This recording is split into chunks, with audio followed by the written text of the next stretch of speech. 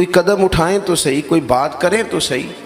اور یار پانی جتنا مرضی بھی میلا کچیلا ہو جائے، آگ بجھانے کے کام تو آتا ہے کہ نہیں؟ تو اثر تو چیزوں میں ہوتا ہے۔ تو چڑیا نے اپنی چونچ میں، باقی تو نہ ساتھ چلیں، تو اس نے اپنی چونچ میں پانی کے چند قطرے بھرے جتنے آ سکتے تھے، اور لا کے حضرت ابراہیم کے لیے جو آگ جلائی گئی تھی اس کے قریب چھوڑے۔ ادھر سے رب کا حکم آ گیا، آگ میرے ابراہیم پہ ٹھنڈی ہو جا۔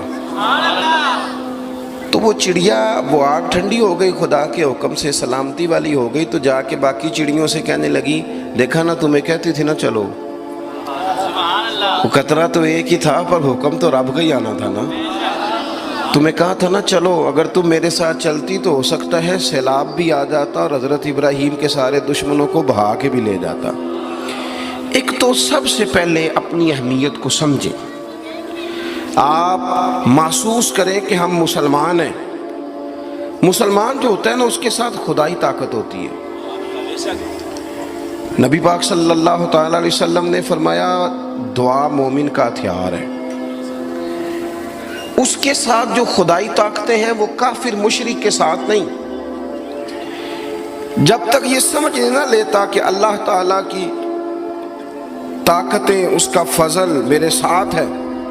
دیکھیں احد کے میدان میں جب ابو سفیان پکارے، ابھی کلمہ نہیں پڑھتے تھے، وہ پکارے، انہوں نے کہا کہ کدھر ہیں فلاں بن فلاں، فلاں بن فلاں کدھر ہیں، دیکھو تمہارے کتنے لوگ ہم نے شہید کر دیے۔ تو حضور نے صحابہ سے کہا اسے کہو کہ تم تو کسی مولا کو مانتے نہیں اور ہم کوئی لوارث تو نہیں، ہمارا تو رب رسول ہے، ان سے کہو ہمارے جو چلے گئے وہ شہید ہیں، جو بچ گئے وہ غازی ہیں۔ تو پہلے تو مسلمان یہ پہچانے، اور جب پہچان لے اچھے طریقے سے کہ میں مومن ہوں۔ دیکھیں نا، ہم نے ساری زندگی جٹ بن کے، بٹ بن کے، رائی بن کے گزار دی۔ کچھ چاہیے نا کہ زندگی کے کچھ 4 سال مسلمان بن کے بھی گزارے۔ اقبال کہنے لگے یوں تو سید بھی ہو، مرزا بھی ہو، افغان بھی ہو۔ دل کبھی کرتا ہے کہ اقبال سے پوچھوں، آپ نے سب سے پہلے سید کا ہی نام لے دیا ہے۔ یوں تو سید بھی ہو، مرزا بھی ہو، افغان بھی ہو، اور تم سبھی کچھ ہو، بتاؤ کہ مسلمان بھی ہو۔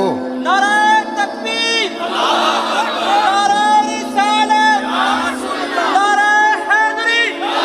تو سب سے پہلی بات تو یہ کہ مسلمان کو سمجھنا۔ دوسری بات یہ کہ جب وہ سمجھ لینا کہ میں ایک مومن ہوں، جس طرح باپ ہونے کی حیثیت سے کوئی ذمہ داریاں ہیں، استاد ہونے کی حیثیت سے کوئی ذمہ داریاں ہیں، ہماری کسی جماعت کا مقتدا ہونے کی حیثیت سے ذمہ، اس طرح بحیثیت مومن بھی ہماری کچھ ڈیوٹیاں ہیں۔ اللہ تعالیٰ نے قرآن مجید میں فرمایا والعصر، محبوب آپ کے زمانہ پاک کی قسم ہو، ان الانسان لفی خسر، بے شک انسان نقصان میں، خسارے میں، سب انسان نقصان میں، الا الذین، سوائے ان لوگوں کے، آمنوا وعملوا الصالحات، جو ایمان لائے اور پھر نیک اعمال بھی کیے۔ نرا ایمان نہیں، آپ جہاں بھی قرآن مجید دیکھیں گے نا، اگرچہ بچائے گا نرا ایمان ہی بندے کو، لیکن یہ جو اعمال صالح ہے نا، یہ ایمان ہی کا ثمرہ ہے، یہ اس کا نتیجہ ہے، یہ اسی کی شاخیں۔ بندہ مسلمان ہو تو اس کے کام بھی تو مسلمانوں والے ہو نا، مومن ہو تو اس کا رویہ بھی مومنوں والا ہو۔ ایسا تو نہیں ہے نا کہ آپ زبردستی منوائیں گے اور کوئی کام نہ کرے وہ مومنوں والا، لیکن وہ کہے کہ میں تمہیں منوا کے چھوڑوں گا۔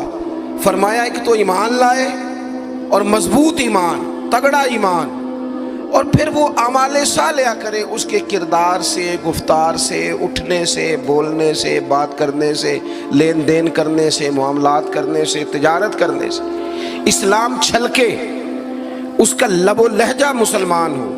اقبال کہنے لگے خرد نے کہہ بھی دیا لا الہ الا اللہ تو کیا حاصل، دل و نگاہ اگر مسلمان نہیں تو پھر کچھ بھی نہیں۔ یعنی اس کے اعمال بھی ہوں اسی طرح کے، اس کا رویہ بھی ہو مسلمانوں جیسا۔ حضرت باعزید بستامی کا زمانہ تھا، تو ایک مسلمان ایک یہودی کا دوست تھا، اکٹھے اٹھتے بیٹھتے تھے، گپ شپ ہوتی تھی، آنا جانا تھا۔ تو وہ مسلمان اس یہودی سے کہنے لگا تیرا میرا یارانہ بڑا پرانا ہے، تو مسلمان کیوں نہیں ہو جاتا؟ تو اس کا دوست تھا، بے تکلف تھا، سجن تھا، وہ کہنے لگا یار میں نے دیکھے ہیں 2 اسلام، ایک اسلام وہ ہے جس پہ تو عمل کرتا ہے، اور ایک وہ ہے جس پہ حضرت بایزید بستامی عمل کرتے ہیں۔ تو میرے ساتھ ہر جگہ چلا جاتا ہے، جہاں تمہارے دین نے منع کیا وہاں بھی چلا جاتا ہے۔ تو ایک تو ہے تیرے والا اسلام، جس طرح کی بولی میری اسی طرح کی تیری، جس طرح کا آنا بہنا اٹھنا بیٹھنا کھانا پینا میرا اسی طرح کا تیرا۔ تو اگر تم کہہ رہا ہے تیرے والا اسلام قبول کروں تو اس میں تو صرف ایک کلمے کا فرق ہے معاذ اللہ، باقی تو سب وہی ہے۔ اور ایک اسلام ہے حضرت بایزید کا، بولے تو سچ بولے، کھائیں تو طیب کھائیں، دعوت دیں تو خیر کی دیں، بات کریں تو بھلائی کی کریں۔ اگر اسلام وہ ہے جس پہ حضرت بایزید عمل کرتے ہیں تو پھر تو ان سے کہے مجھے دین کی دعوت دیں، ان والا اسلام میں قبول کرنے کو تیار ہوں۔ جب تک ہمارے مزاجوں میں ہم نہ زبردستی، جب آپ ناراض نہ ہونا، بعض دینی لوگ اسلام کو لبادے کا نام ہے، داڑھی رکھ لی پگڑی باندھ لی تو بس اسلام مکمل ہو گیا، جبر کریں گے، بعض دفعہ اس طرح کا لہجہ اختیار کریں گے کہ لوگ پریشان ہو جائیں۔ اور بھئی اسلام فقط ظاہری حلیے کا نام نہیں، آپ کو پتہ ہے عقیدہ اور نظریہ تو بات ہی ساری باطن کی ہے، آپ کے اندر دین کتنا ہے، آپ سچ کتنا بولتے ہیں، دیانتدار کتنے ہیں، حلال حرام کا فرق کتنا کرتے ہیں، اس سے آپ کے اسلام کا پتہ چلے گا۔ اس سے پتہ چلے گا کہ آپ کس قدر زیادہ مسلمان ہیں۔ صرف حلیے کا نام اسلام نہیں، میری بات کو یاد رکھیں۔ تو اللہ فرماتے ہیں کہ ایمان لاؤ، پھر ایمانداروں جیسے کام بھی کرو، اور پھر یہ نہیں کہ جس طرح کی ہوا ہو تم بھی ادھر کے ہو جاؤ۔ وَتَوَاصَوْا بِالْحَقِّ، تمہارا ایمان بھی ہو، اعمال بھی ہوں، اور تمہیں حق بھی کہنا آتا ہو۔ ہمارے ہاں لوگوں کا حق کہنا آتا ہے پر غریبوں کے بیچ۔ میں جی ہمیشہ سچ بولنا کدے نال؟ ماڑے بندے نال۔ میری گل کھری کرنا بھی، تو کھری گل ڈی ایس پی دے منہ تے کری جا کے، تیرا پتہ لگے یہ جڑی تو کھری گل کرنا ہے نا۔ دیکھو نا جی، آپ سارے لوگ مجھ سے پیار کرنے والے ہیں، میں جو مرضی کہوں آپ نے کہنا ہے ماشاءاللہ، محبت سے ہیں نا آپ۔